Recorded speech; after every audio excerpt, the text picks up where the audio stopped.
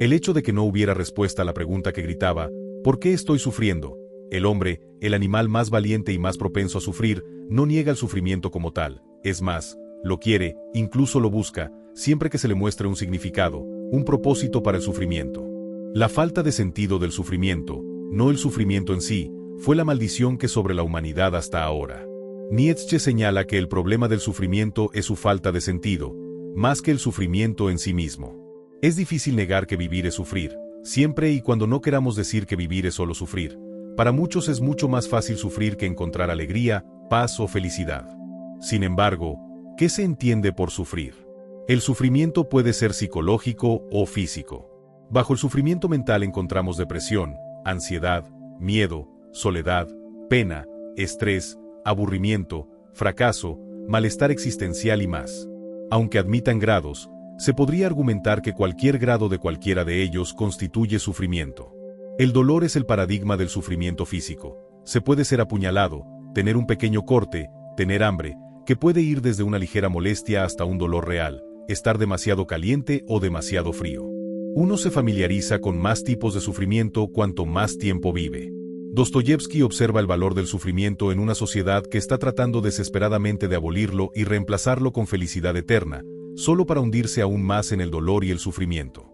El sufrimiento es parte de la condición humana, y seríamos mucho más felices aceptándolo tal como es. Todo lo que Dostoyevsky había advertido se había convertido en realidad en Rusia. La utopía del comunismo y la sociedad cada vez más nihilista y sin Dios terminaron causando millones de muertes. Para Carl Jung, el mundo comunista tiene un gran atractivo. Expresa el sueño arquetípico de una edad de oro donde todo se proporciona en abundancia para todos. Cada sociedad tiene su idea del paraíso arquetípico o la era dorada que se cree alguna vez existió y volverá a existir. Él escribe, inconscientemente, también nosotros creemos en el estado de bienestar, en la paz universal, en la igualdad del hombre, en sus derechos humanos eternos, en la justicia, la verdad y en el reino de Dios en la tierra. La triste verdad es que la vida real del hombre consiste en un complejo de opuestos inevitables, día y noche, nacimiento y muerte, felicidad y miseria, bien y mal. Ni siquiera estamos seguros de que uno prevalezca sobre el otro, que el bien venza al mal o que la alegría derrote al dolor. La vida es un campo de batalla, siempre lo ha sido y siempre lo será. Y si no fuera así, la existencia llegaría a su fin. Como señala Jung, no se puede tener felicidad sin miseria. Nietzsche va aún más lejos, diciendo, ¿pero qué pasa si el placer y el dolor están tan estrechamente conectados que aquel que quiere la mayor cantidad posible de uno, también debe tener la mayor cantidad posible del otro, que aquel que quiere experimentar la jubilación celestial, también debe estar listo para estar dolorosamente hasta la muerte? El sufrimiento y la alegría son inseparables, y disfrutar de una gran alegría requiere someterse a la posibilidad de un gran sufrimiento. Nietzsche menosprecia la preferencia por la comodidad sobre el dolor. Aquellos que adoran la comodidad conocen poco la felicidad, ya que la felicidad y la infelicidad son gemelos, crecen juntos o permanecen pequeños juntos. Sin embargo, esto no significa que la felicidad sea una justificación para nuestro sufrimiento. Nietzsche escribe, cuanto más volcánica sea la tierra, mayor será la felicidad. Pero sería ridículo decir que esta felicidad justifica el sufrimiento como tal. Para Nietzsche, la grandeza humana es un objetivo, pero la felicidad humana no lo es. Es el sufrimiento, no la felicidad, lo que nos hace grandes. Dado que la felicidad no es deseable sobre el sufrimiento desde el principio, cualquier felicidad que resulte de una tierra volcánica no va a justificar nuestro sufrimiento. Pero los aspectos que mejoran la vida del sufrimiento sí le dan significado, porque la grandeza humana es más deseable que la felicidad humana. Él escribe, el bienestar, tal como lo entiendes, eso no es una meta. Más bien me parece que eso es un fin, un estado que pronto hace que el hombre sea ridículo y despreciable, que hace deseable su destrucción. La disciplina del sufrimiento, del gran sufrimiento, esta disciplina es la que ha creado todas las mejoras del hombre hasta ahora. Para Nietzsche, es necesario abrazar el sufrimiento en lugar de tratar de evitarlo, ya que este es la causa de la grandeza humana. El sufrimiento impregna la vida, sin embargo, no todo nuestro sufrimiento cotidiano plantea la cuestión del significado. Uno puede tener mucha hambre antes de la cena, pero tal sufrimiento no clama por un significado. Es el sufrimiento más profundo, la pérdida de un padre, el malestar existencial, la depresión, lo que nos hace preguntar, ¿por qué sufro así? ¿Para qué es esto? Viktor Frankl escribe, de alguna manera, El sufrimiento deja de ser sufrimiento en el momento en que encuentra un significado. Por eso el hombre está incluso dispuesto a sufrir, con la condición, por supuesto, de que su sufrimiento tenga un significado. Frankl fundó la escuela de logoterapia después de ser liberado de los campos de concentración en Alemania. Él cree que la fuerza motora primaria en el hombre es la voluntad de sentido. Vio el éxito de su libro El hombre en busca de sentido como un síntoma de la neurosis masiva de los tiempos modernos, ya que el título prometía abordar la cuestión de la significación de la vida. Para Frankl, una de las 3 formas de encontrar significado en la vida es mediante la actitud que tomamos hacia el sufrimiento inevitable. Las otras 2 son trabajar o hacer una acción y amar. Quien no puede soportar el sufrimiento y trata de evitar lo inevitable, está destinado a caer en la desesperación existencial y el nihilismo. Como señala Dostoyevsky, solo hay una cosa que temo, y esta cosa es no ser digno de mis sufrimientos. También encontramos significado a través del logro o la realización en nuestro trabajo y, finalmente, mediante el amor a otro ser humano, la única manera de comprender el núcleo más íntimo de la personalidad de otra persona. Nietzsche afirma, quien tiene un por qué vivir, puede soportar casi cualquier cómo. Esta falta de un por qué vivir puede llevar al suicidio. Camus escribe, solo hay un problema filosófico verdaderamente serio, y es el suicidio. Juzgar si la vida vale o no la pena de ser vivida equivale a responder la pregunta fundamental de la filosofía. Camus cree que una respuesta a la absurdidad de la vida es el suicidio. Quitarse la vida es una confesión de que la vida es demasiado, que es incomprensible o que no vale la pena. El problema, el acto de suicidio, está vinculado a la idea de que la vida no vale la pena, ya que carece de sentido. Esto implica la ausencia de cualquier razón profunda para vivir y la inutilidad del sufrimiento. Sin embargo, nuestra reacción natural es apartarnos del malestar y el dolor.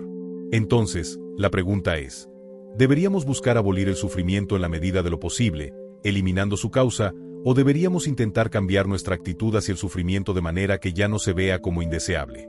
Las respuestas a estas preguntas no necesariamente deben ser excluyentes. Es bastante posible que busquemos evitar el sufrimiento tanto como sea posible, pero dado que inevitablemente seguiremos sufriendo, no veremos necesariamente ese sufrimiento como totalmente indeseable. Sin embargo, para Nietzsche, esto no es realmente una opción. Uno puede ver el sufrimiento como indeseable, lo que hace que se utilicen medios perjudiciales para proporcionar significado al sufrimiento humano, o se pueden afirmar todos los aspectos de la vida como un simple acto de voluntad y dar significado al sufrimiento, reconociendo su papel necesario en el crecimiento humano, el florecimiento y la grandeza. Así que es nuestra actitud hacia el sufrimiento la que necesita ser modificada. Debemos modificarla para que ya no veamos el sufrimiento como algo que debe evitarse. Nietzsche cree que el primer intento de la humanidad para resolver la falta de sentido del sufrimiento fue a través del ideal ascético, la renuncia a los placeres terrenales a favor de una vida simple de autonegación y abstinencia.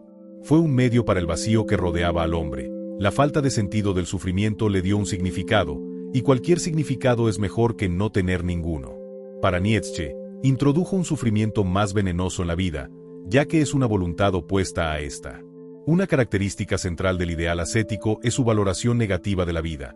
Esta vida y este mundo deben ser trascendidos, utilizados simplemente como un puente hacia otra existencia. El ideal ascético tuvo éxito porque, hasta ahora, había sido el único ideal, porque no tenía rival. Sin embargo, los humanos son criaturas de deseo cuyos instintos van en contra del ideal ascético. Al ver esto, el sacerdote ascético afirma que el sufrimiento es castigo por ir en contra del ideal. Estás lleno de pecado, según el cristiano, estás lleno de ignorancia y deseos, según el budista. Se hace que el hombre se sienta culpable, ya que el hombre como pecador merece sufrir. Con esto, no solo el sufrimiento adquiere significado, sino que realmente se da la bienvenida a más sufrimiento. El ideal ascético es un medio para lidiar con el agotamiento y el asco hacia la vida. Provoca una especie de hipnotización, algo similar a la hibernación de los animales. Uno se aparta tanto como sea posible del tráfico de la vida con todos sus inevitables accidentes dolorosos, al intentar entrar en este tipo de sueño profundo y lograr la liberación del sufrimiento, pero a costa de apartarse efectivamente de este mundo.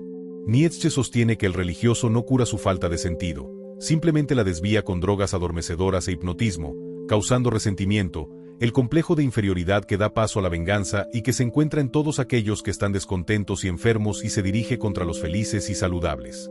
El sacerdote ascético ve el resentimiento como peligroso si se deja acumular, ya que el que sufre busca naturalmente a un culpable para culpar por su sufrimiento. Para evitar esto, el sacerdote religioso redirige el resentimiento mediante una mentira. En lugar de decir que los sanos son la causa de su sufrimiento, informan al miserable, al enfermo, que ellos mismos son la causa de su sufrimiento.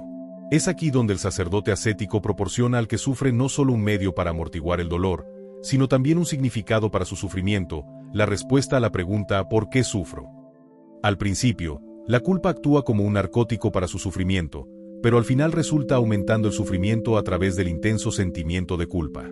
El sacerdote ascético hace que el que sufre descargue sus emociones contra sí mismo.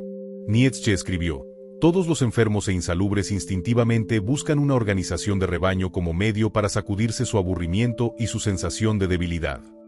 El individuo se distrae de sus propias preocupaciones al enfocarse en las necesidades y el bienestar de la comunidad. Entonces, ¿qué propone Nietzsche como un ideal alternativo para darle sentido al sufrimiento? Afirma que faltaba un contraideal, una ideología suprema de afirmación de lo que somos capaces de lograr. La eterna recurrencia supone que uno desearía repetir la vida de manera eterna, aceptar cada dolor, cada alegría, cada pensamiento, cada suspiro y todo lo inefablemente pequeño o grande en su vida. Este es el ideal alternativo para aquellos para quienes el dolor no se considera una objeción a la vida ni algo que deba evitarse. Sin embargo, Nietzsche cree que esta tarea solo es una posibilidad para los afirmadores de la vida más elevados que han abrazado el sufrimiento. Hay dos posibilidades para el ideal alternativo. La primera posibilidad es aceptar el sufrimiento como un medio para la grandeza humana, y solo aquel que lo haya hecho podría aceptar la segunda posibilidad, aceptar la eterna recurrencia. Ahora podemos responder a la pregunta ¿por qué sufro? Con la siguiente respuesta: sufro no como castigo, sino para mejorar y fortalecerme. Las condiciones difíciles y el sufrimiento son necesarios para hacer que un individuo sea grande y fructífero. La superación de situaciones dolorosas puede ser física, psicológica o ambas, y a menudo se obtiene una fuerza mental y una fuerza de voluntad. En cuanto al sufrimiento profundo, Nietzsche escribe, casi determina el orden jerárquico cuán profundamente pueden sufrir los seres humanos. El sufrimiento profundo nos vuelve nobles y nos separa. El orden jerárquico supone que los seres humanos son fundamentalmente desiguales en sus capacidades debido a su constitución fisiológica, que afecta tanto a sus capacidades físicas como mentales.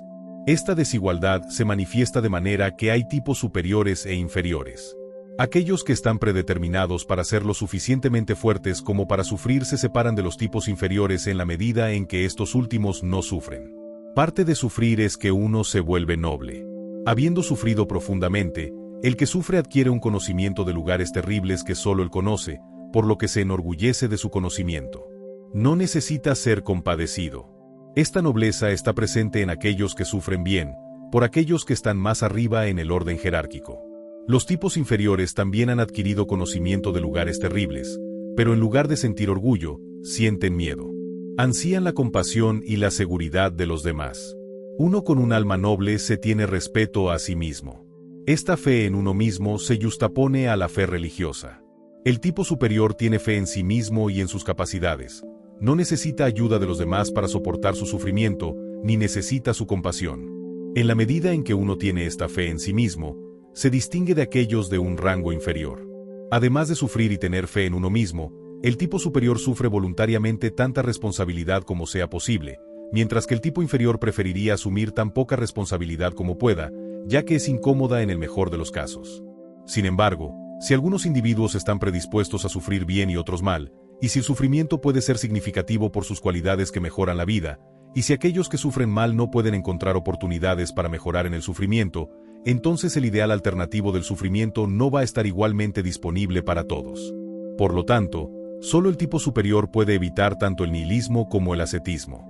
El ideal ascético aún tiene un papel que desempeñar como el principal medio para la mayoría de las personas para evitar el nihilismo. Vivir es sufrir. Poder abrazar la propia vida significa poder abrazar el destino como una criatura que nace para sufrir. Ver nuestro sufrimiento como significativo por sus aspectos necesarios y que mejoran la vida debería significar un rechazo al nihilismo. Además, si unimos este ideal alternativo con la eterna recurrencia, afirmamos la vida en su máxima expresión. Para terminar, cito a Nietzsche, no hay razón para buscar el sufrimiento, pero si éste llega y trata de meterse en tu vida, no temas, Míralo a la cara y con la frente bien levantada.